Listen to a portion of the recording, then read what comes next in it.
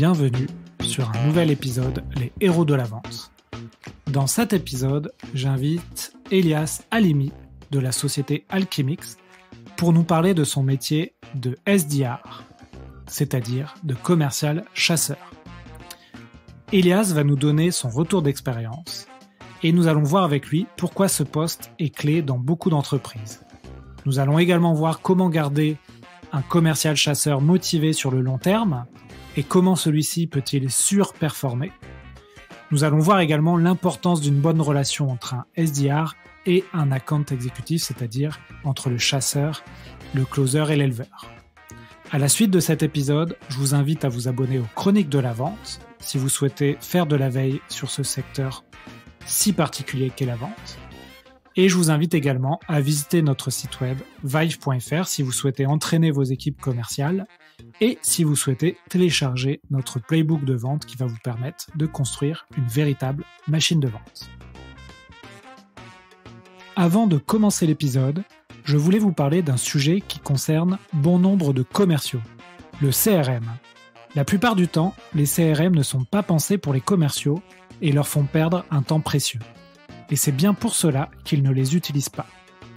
Je souhaite y remédier en vous parlant d'un outil que je trouve formidable, nocrm.io. C'est un logiciel de prospection commerciale qui permet de se focaliser sur la vente et non plus sur la saisie manuelle d'informations. Son interface facile à prendre en main permet de faire gagner un temps précieux à vos commerciaux et d'améliorer la collaboration au sein de vos équipes et donc de réaliser plus de ventes et de développer votre chiffre d'affaires. Pour en savoir plus, rendez-vous sur nocrm.io. Je vous laisse un lien dans les notes de ce podcast.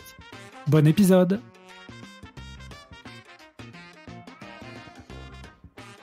Bonjour à tous, bienvenue sur un nouvel épisode, les héros de la vente. Aujourd'hui, j'ai le plaisir d'accueillir Elias Halimi. Elias, salut! Salut Alexandre. Alors Elias, peux-tu te présenter aux auditeurs ? Oui, bien sûr, je m'appelle Elias Halimi, je suis actuellement BDR depuis quasiment un an chez une société qui s'appelle Alchemix et qui a été rachetée par une autre société américaine qui s'appelle Salsify. Voilà pour moi. D'accord, tu peux nous expliquer un peu ce que fait ton entreprise ? Bien sûr, bien sûr. Chez Alchemix, on est spécialiste de tout ce qui va être on est dans la grande distribution, on est spécialiste de tout ce qui va être la collecte d'informations produits, donc auprès des fournisseurs pour les distributeurs.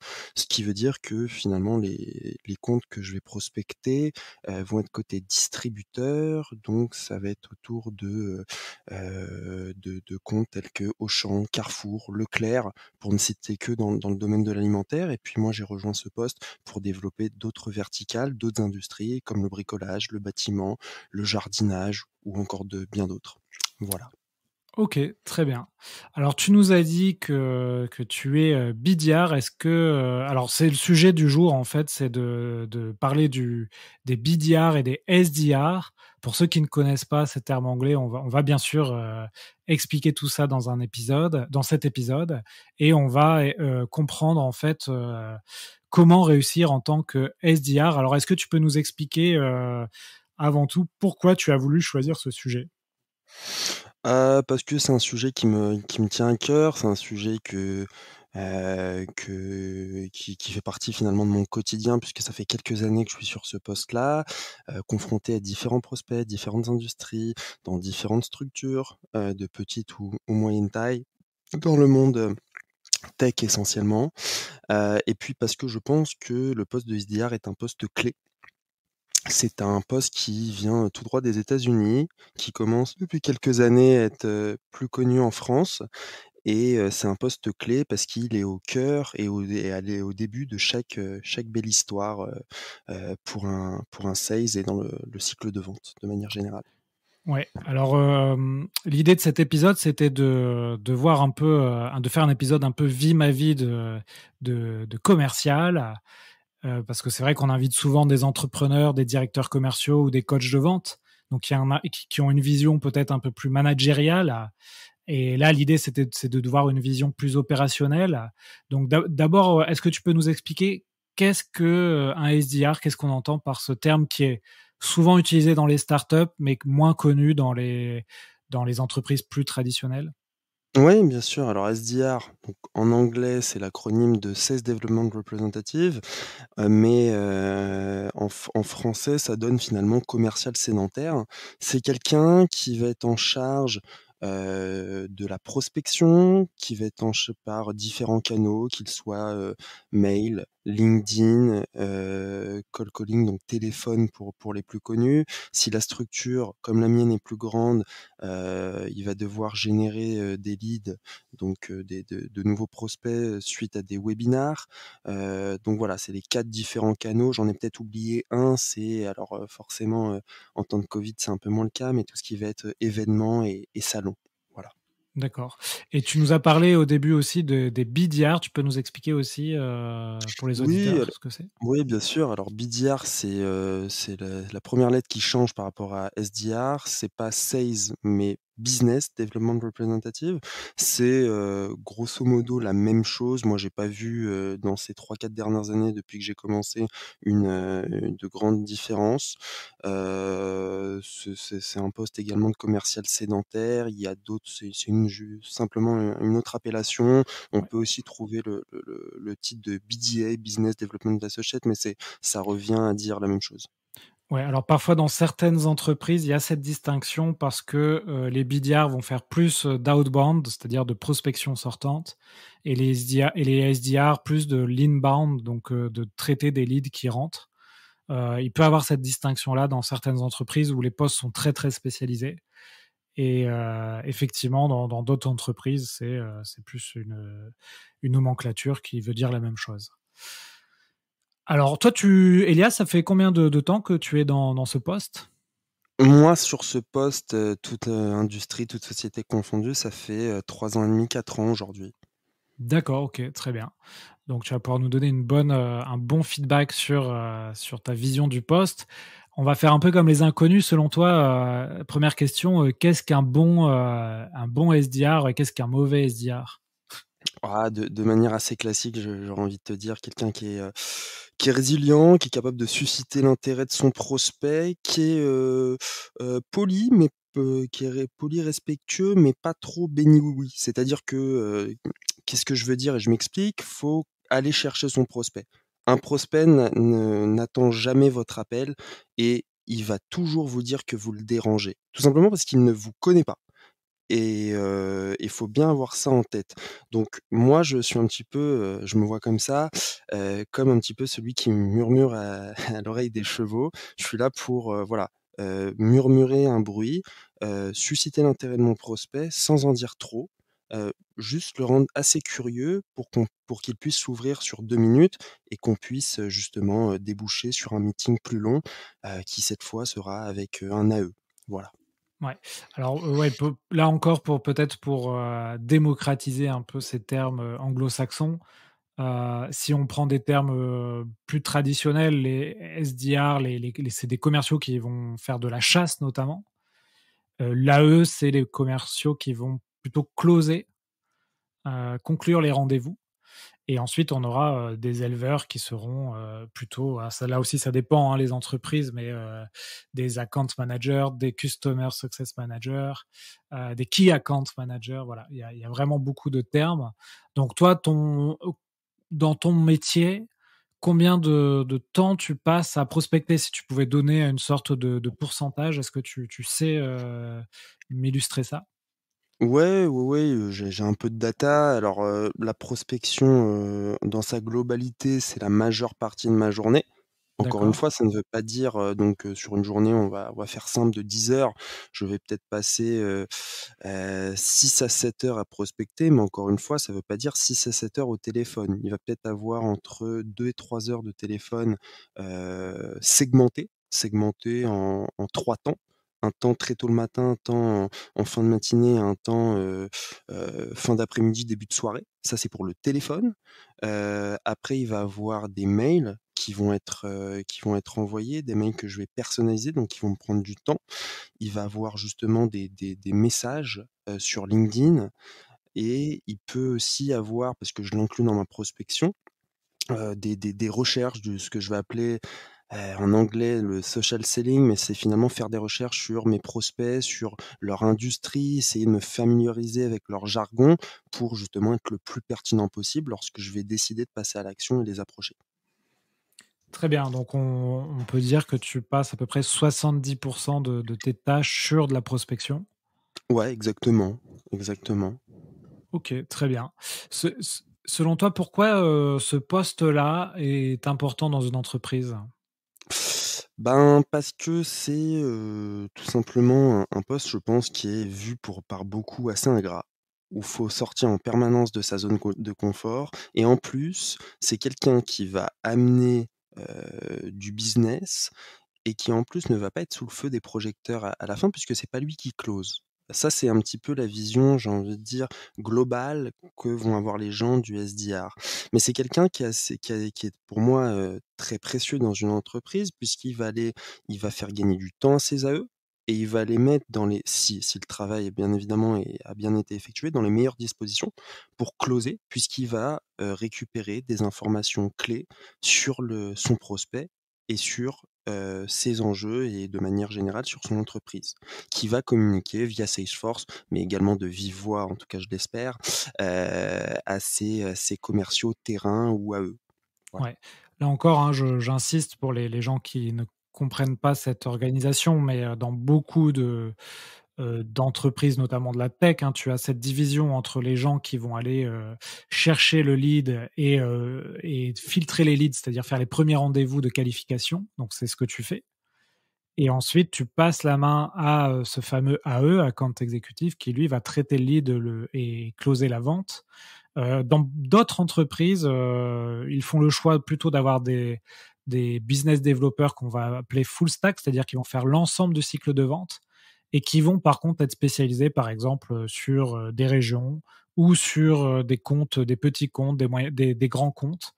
Par exemple, j'ai interviewé, quelqu'un de chez Sunday dernièrement qui révolutionne le paiement dans les restaurants et eux n'ont pas de spécialisation, de ce type, hein, SDR, AE. Un commercial gère l'ensemble du cycle de vente. Donc c'est un choix, hein, d'une entreprise. Mais effectivement, cette école de diviser les tâches, dans la vente, selon le cycle de vente, ça vient notamment des États-Unis, hein, qui ont créé ces spécialisations. Moi, je suis plutôt partisan, hein, de spécialiser ces tâches-là. Voilà.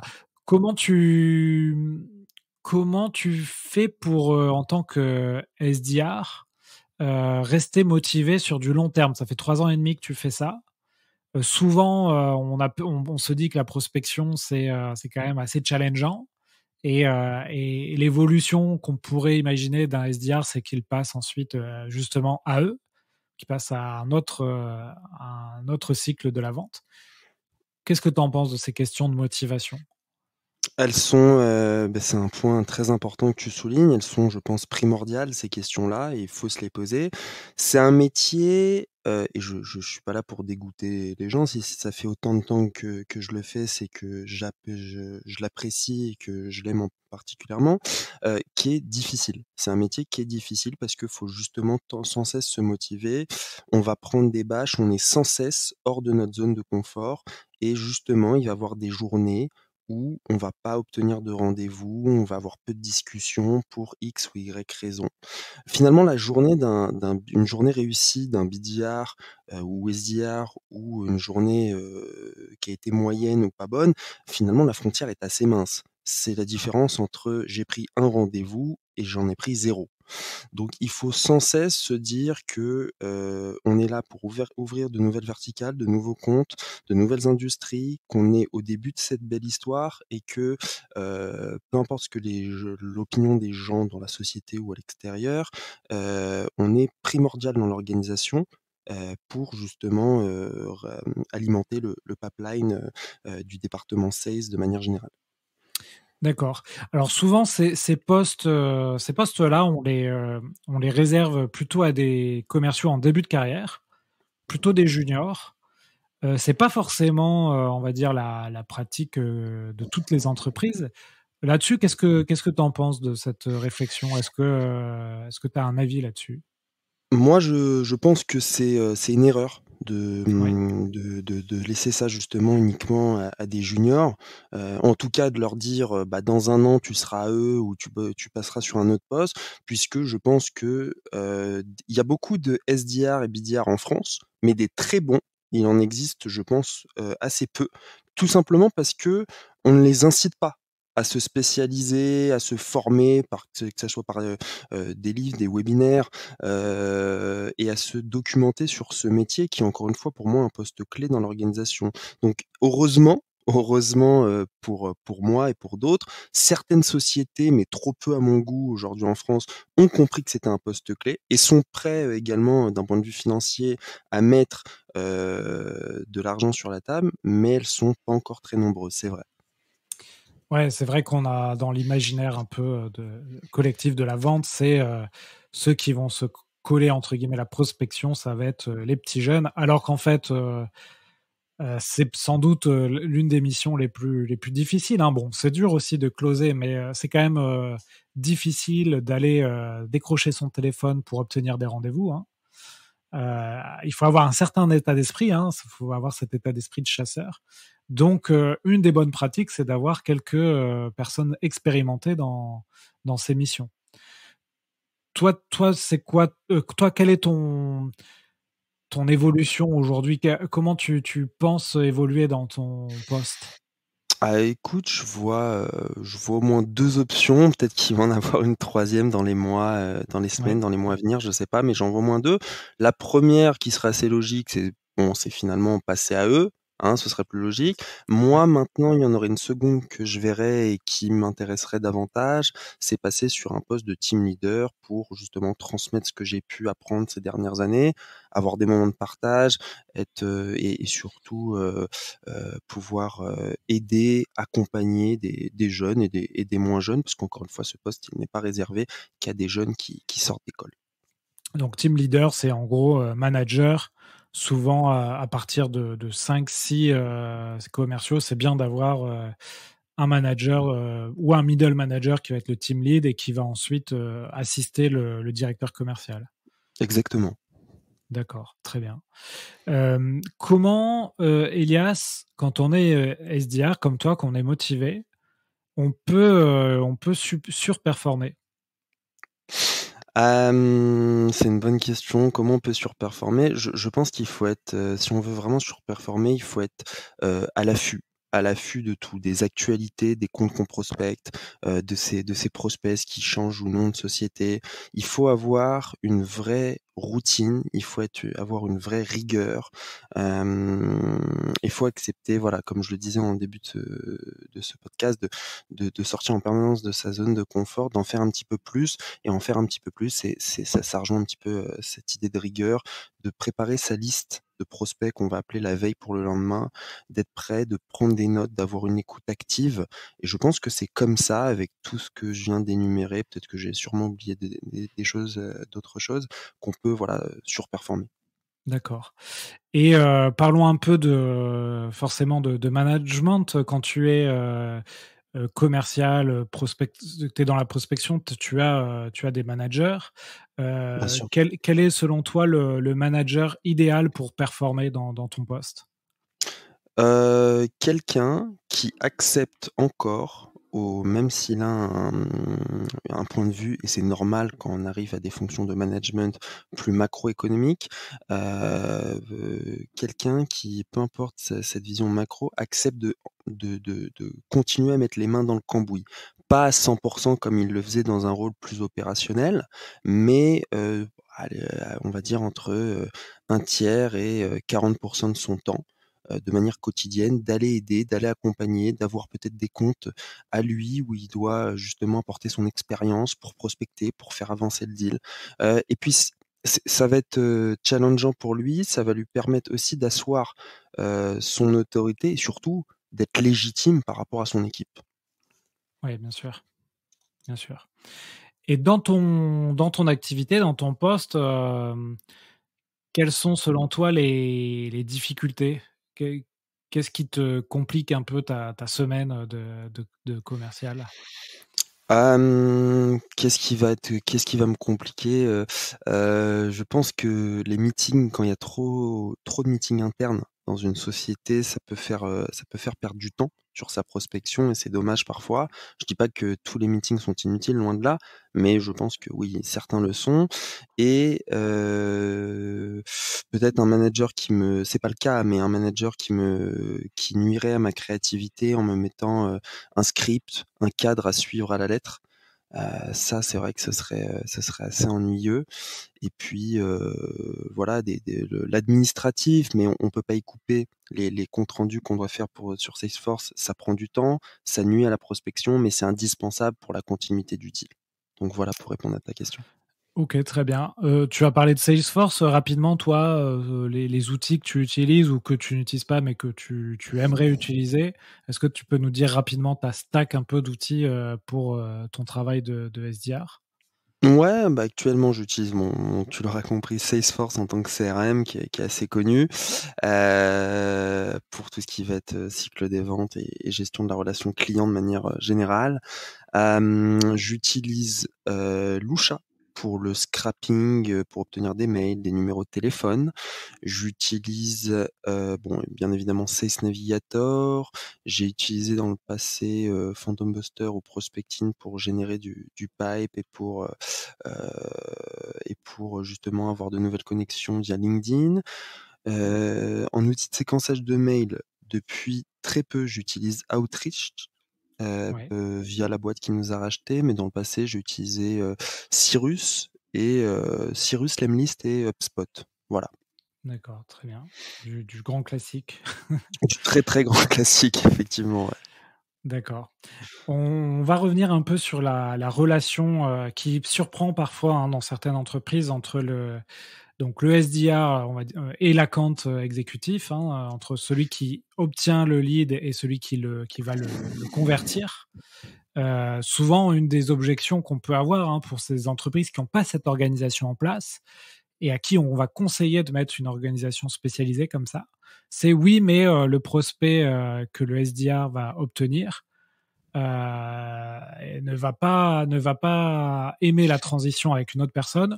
Le SDR, ça va le démotiver, et cetera, et cetera. Comment toi tu vois la chose, et quels sont les conseils que tu pourrais donner aux auditeurs qui souhaiteraient mettre en place ce type d'organisation ou qui ont déjà cette organisation et qui souhaiteraient optimiser la relation entre le SDR et l'account exécutif?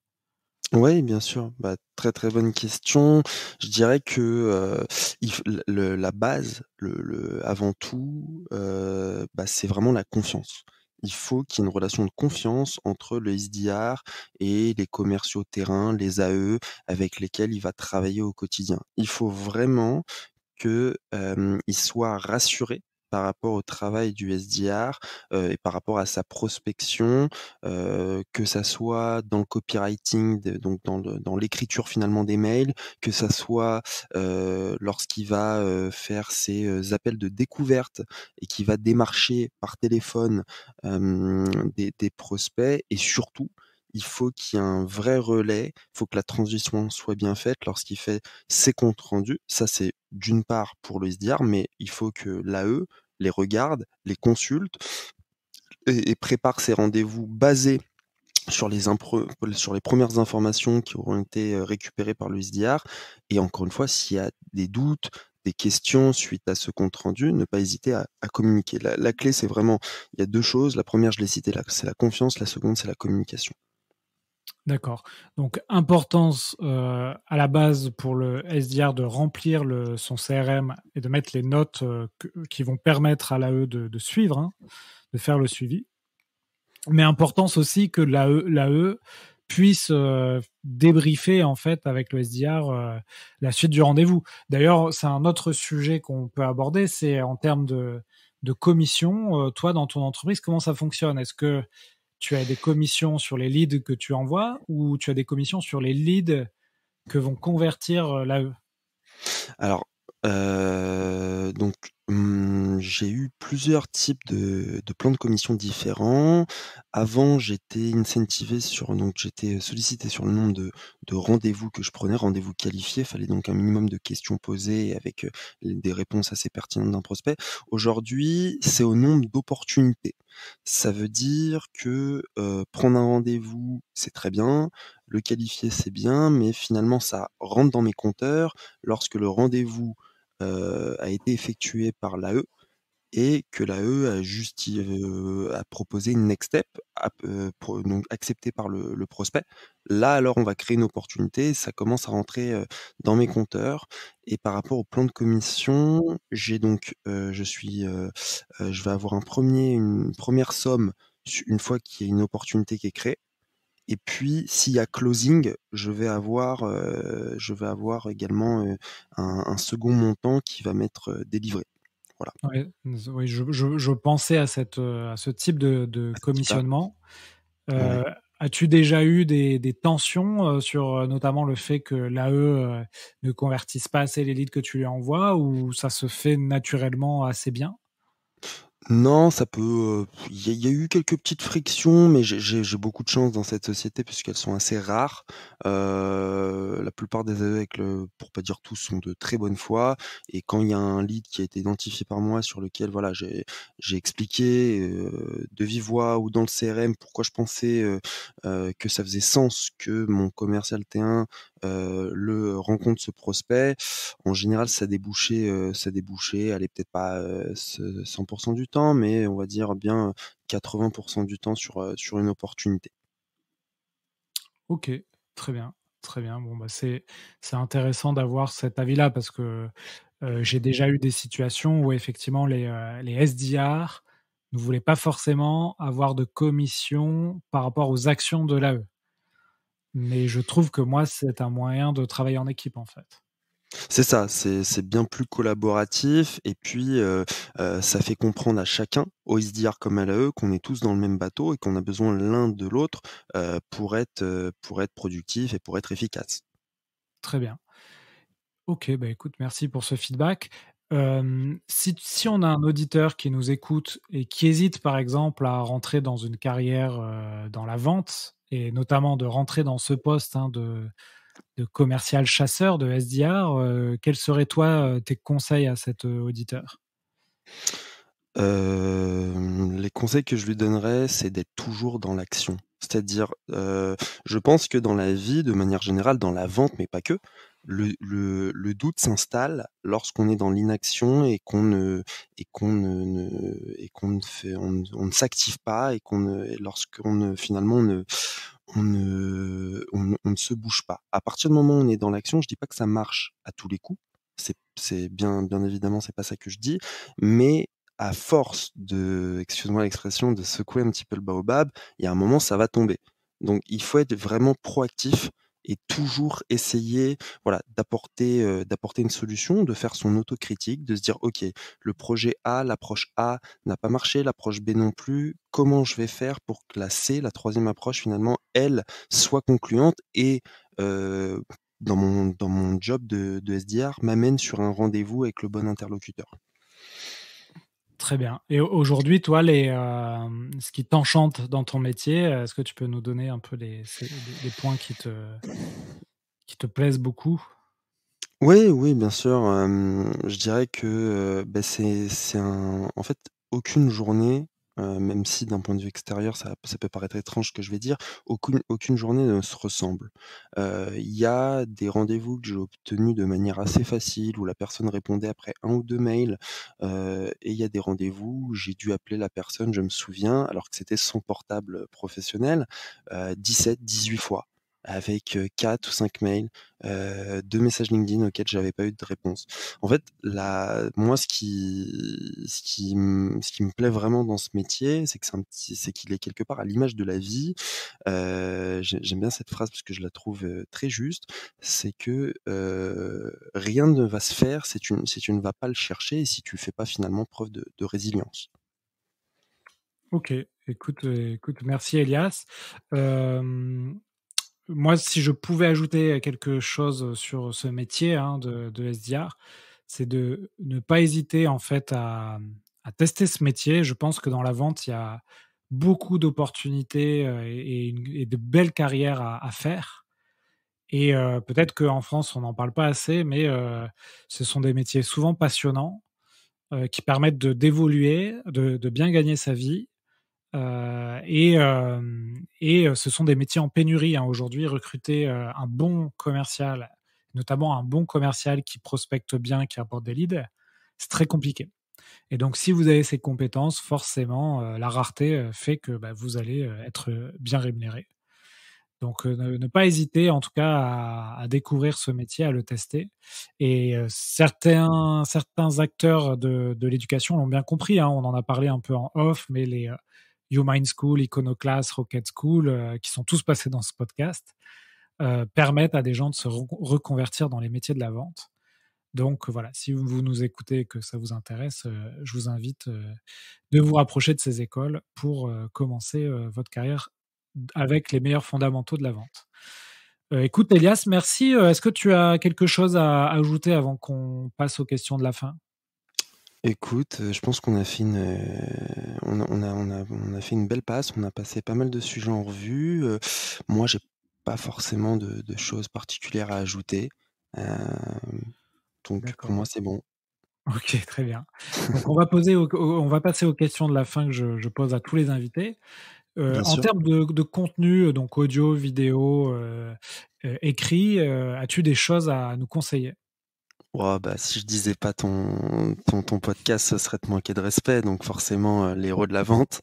Mais bon, il y en a d'autres, que pas mal d'invités ont déjà cités, mais je vais les citer à nouveau, que ça soit Dans l'arène de Gabriel Gurevitch, que ça soit, The Sales Game de d'Elric Leroy, We Are Sales de Dreamcatcher Sales.